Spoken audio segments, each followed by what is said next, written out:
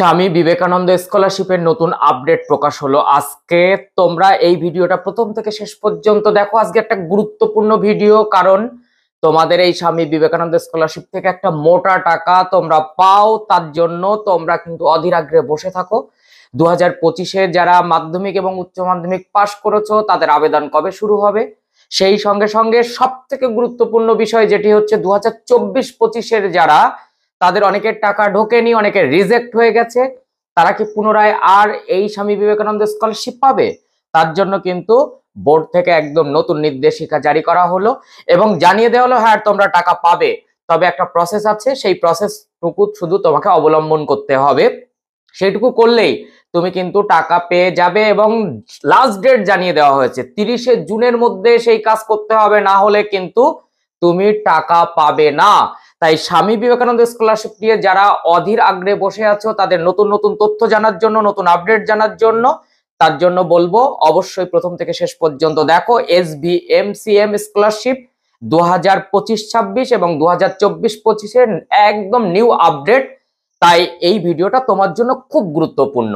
অনুরোধ রাখছি প্রথম থেকে শেষ পর্যন্ত দেখো, না হলে কিন্তু তোমার একটা মোটা টাকা কিন্তু লস হতে চলেছে।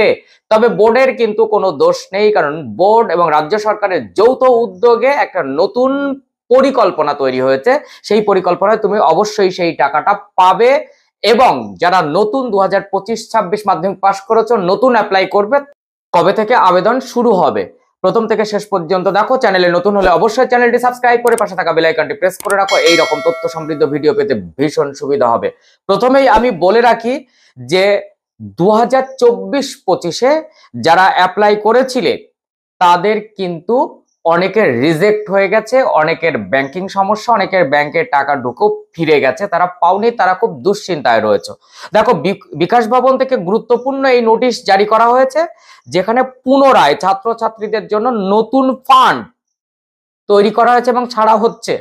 রাজ্য সরকারের পক্ষ থেকে জানানো হয়েছে কিভাবে সংশোধন করে টাকা পাওয়া যাবে, পাশাপাশি নতুন বছরের আবেদন কবে শুরু হবে সেটা নিয়ে কিন্তু তারা স্পষ্টত নোটিশ জারি করেছে।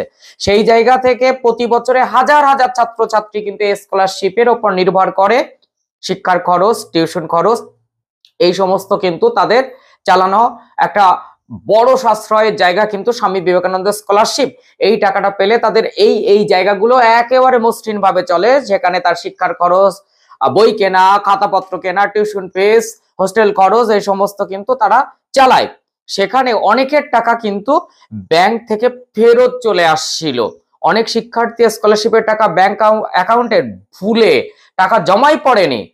কোন কোন ভুলগুলো অ্যাকচুয়ালি হয়েছিল 2024-25-এ সেটা আগে বলি। আগে 2024-25 ক্লিয়ার করি, তারপর নতুন যারা মাধ্যমিক 2025-এ দিয়েছে এবং উচ্চ মাধ্যমিক 2025-এ পাশ করলে, অর্থাৎ 2025-এর মাধ্যমিক উচ্চ মাধ্যমিক পরীক্ষার্থীদের স্কলারশিপের আবেদনটা একটু পরে বলছে। আগে 2024-25-এ যারা আবেদন করেছিলেন, যাদের রিজেক্ট হয়েছে, যাদের এখনো টাকা ঢোকেনি, সেটা আগে বলি। কি কারণে টাকা ফেরত গেছে সেটা আগে জানো। Number 1, inactive account. Number 2, minor account. Number 3, ভুল account number. Number 4, temporary closed. Number 5, ভুল আইএফসি কোড। এই এতগুলো কারণে কিন্তু অনেকের টাকা ঢোকেনি বা ব্যাংকে এসেও ফেরত গেছে। এখন যে সমস্ত স্টুডেন্টরা মূলত 11-12-এর, তাদেরকে বলছি তাদের টাকা ব্যাংকে জমা হয়নি, তারা কিভাবে এই পদক্ষেপটা নেবে। যারা 11-12-এর তাদেরকে বলছি, প্রথমে তোমরা ওই তোমার যে বইয়ের যে ব্যাংকের, সেই ব্যাংকে যোগাযোগ করতে হবে। সেখানে আগে অ্যাকাউন্ট সংশোধন করতে হবে, অ্যাক্টিভ করতে হবে তোমার অ্যাকাউন্টটা। সেখানে প্রয়োজন হলে KYC কিন্তু দিতে হবে, অর্থাৎ তোমার আধার লিংক করিয়ে আপডেট দিতে হবে। তার জন্য ব্যাংকে গিয়ে ব্যাংক ম্যানেজার বা সংশ্লিষ্ট কর্তৃপক্ষের সঙ্গে তুমি আগে যোগাযোগ করো, নাম্বার 1। তারপর কি করবে, তুমি ডিআই অফিসে, তোমার এটা কমপ্লিট হয়ে গেলে ডিআই অফিসে অথবা ডিরেক্টরেট অফিসে কিন্তু তোমাকে যোগাযোগ করতে হবে। তাহলে তুমি আগে ব্যাংকে যাবে, অ্যাকাউন্টটা ক্লিয়ার করবে, সেখানে KYC দিতে হলে সেটা দেবে, তারপরে হয় ডিআই অফিস অথবা যেটাকে আমরা বলবো ডিরেক্টরেট অফিস, সেখানে তুমি যোগাযোগ করবে, ডাইরেক্ট চলে যাবে। এবং এর অ্যাড্রেস পাওয়ার জন্য তুমি যদি মনে করো স্কুলে যোগাযোগ করে নেবে, সেটাও তুমি নিতে পারো। এবং তোমাকে এই কাজটা করতে হবে সম্পূর্ণ 30 জুনের মধ্যে, কিন্তু সম্পূর্ণ করতে হবে 30 জুনের মধ্যে। ব্যাংকে যাবে, ব্যাংকের কেওয়াইসি দেবে, ব্যাংক অ্যাকাউন্টটা সচল করে নেবে, তারপরে ডিআই অফিসে যাবে এবং যোগাযোগ করে সমস্ত কিছু রেডি করে জেআই অফিসের সমস্ত রিপোর্ট দেবে 30 জুনের মধ্যে। তবে আমি বলবো 30 জুন পর্যন্ত তুমি ওয়েট করো না, আরো আগে আগে করো, তাহলে কিন্তু তোমার টাকা তুমি পেয়ে যাবে। অনেকেই প্রশ্ন করতে পারে যে স্যার আমি ভুল অ্যাকাউন্ট দিয়ে থাকি, তবে আমার আবেদন কি গ্রাহ্য হবে? হ্যাঁ হবে। নতুন করে আবেদন নেওয়া হবে না, শুধু ব্যাংকে গিয়ে তুমি সংশোধনটা করিয়ে নাও আর ডিআই অফিসে যোগাযোগ করো। অনেকের প্রশ্ন হতে পারে যাদের অ্যাকাউন্ট রিজেক্ট হয়েছে তারা কি করবে? তাদের কিন্তু রিজেক্টটা ক্লিয়ার করে নতুন করে ফান্ড করে তাদের টাকা দেওয়ার প্ল্যান চলছে এবং তারা পাবে। কাজেই নতুন যারা আবেদন করবে এই ভাবনা নিয়েছো 2024-25-এর, তাদের নতুন আবেদন করার কোনো প্রয়োজন নেই। তাদের তো দুটো প্রবলেমস, একটা ব্যাংকিং প্রবলেমস আর একটা রিজেক্ট। ব্যাংকিং প্রবলেমটা বলে দিলাম কিভাবে, আর যাদের রিজেক্ট হয়ে গেছে তাদের কিন্তু নতুন করে ফান্ড তৈরি করে সেই রিজেক্ট অ্যাকাউন্টগুলোতে টাকা দেওয়ার প্ল্যান চলছে এবং খুব তাড়াতাড়ি সেই টাকা দেওয়া হবে, ফান্ড তৈরি হয়ে গেছে।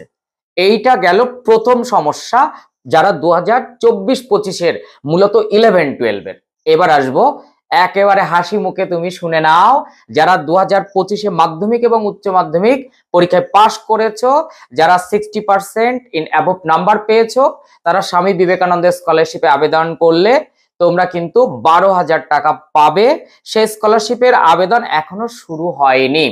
এখনো পর্যন্ত যে খবর বোর্ডের তরফ থেকে, সেই আবেদন 2025-এর অক্টোবর মাসে শুরু হবে নতুন আবেদন। তাই অক্টোবর মাস পর্যন্ত তোমাকে ওয়েট করতে হবে। অক্টোবর মাসে যখনই আবেদন শুরু হবে, নোটিফিকেশন জারি হয়ে যাবে, আমি কিন্তু তোমাদের তৎক্ষণাৎ জানিয়ে দেবো যে অমুক তারিখ থেকে তোমাদের কিন্তু নতুন স্বামী বিবেকানন্দ স্কলারশিপের আবেদন শুরু হয়েছে। তুমি চট জলদি যাও, আবেদনটা করে নাও এবং তোমার প্রাপ্য টাকা তুমি ব্যাংক অ্যাকাউন্টে পেয়ে যাবে এবং তুমি সেই টাকা তোমার শিক্ষা খাতে খরচ করতে পারবে। তো সেই জায়গা থেকে স্বামী বিবেকানন্দ স্কলারশিপ রাজ্য সরকারের একটা অথেন্টিক সরকারি স্কলারশিপ, যেখানে তুমি আবেদন করলে অবশ্যই পেতেই পারো। তবে কন্ডিশনটা কি, সেই কন্ডিশন হচ্ছে তোমাকে 60% পেতে হবে। অর্থাৎ মাধ্যমিক বা উচ্চ মাধ্যমিক পরীক্ষার্থী তুমি যদি হও, নতুন অ্যাপ্লিকেশন যখন তুমি দেবে তখন অবশ্যই তোমার কিছু ডকুমেন্ট লাগবে। কি কি ডকুমেন্ট সেটাও আমি বলে দিচ্ছি, আর কি কি শর্ত তোমাকে পূরণ করতে হবে যার জন্য তুমি স্বামী বিবেকানন্দ স্কলারশিপ আবেদন করতে পারবে, সেই শর্তগুলো একটু দেখে নাও। স্বামী বিবেকানন্দ স্কলারশিপে আবেদন করার জন্য তোমার প্রথম শর্ত, তোমার পশ্চিমবঙ্গের বাসিন্দা হতে হবে। তোমাকে 60% ইন অ্যাবভ নাম্বার পেতে হবে।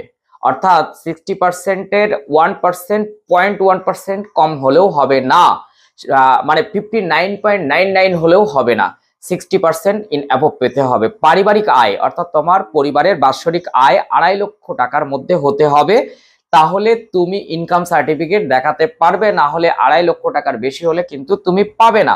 তোমার কি কি ডকুমেন্ট লাগবে? তোমার মার্কশিট লাগবে, পারিবারিক বার্ষিক ইনকাম সার্টিফিকেট লাগবে, সেই সঙ্গে তোমার একাডেমিক পেমেন্টের রসিদ, অর্থাৎ তুমি যে পরের ক্লাসে ভর্তি হয়েছো সেই পেমেন্ট রসিদ লাগবে, আধার কার্ড লাগবে, রঙিন পাসপোর্ট এক কপি ছবি লাগবে, পরীক্ষার্থীর স্বাক্ষর লাগবে, ব্যাংক অ্যাকাউন্ট লাগবে, একটি বৈধ মোবাইল নাম্বার লাগবে, একটি বৈধ ইমেল আইডি লাগবে।